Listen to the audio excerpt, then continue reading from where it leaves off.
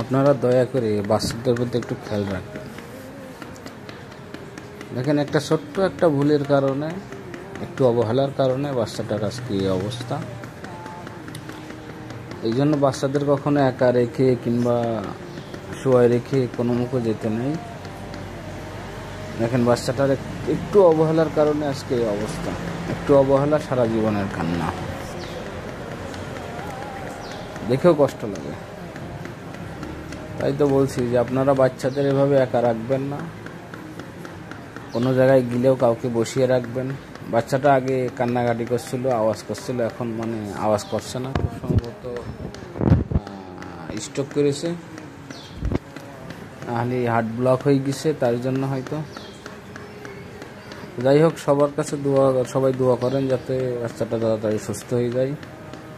আর আল্লাহ পাকই জানে, আল্লাহ দেয়ার মালিক, নেয়ার মালিক, এতে মানুষের কোনো হাত নেই।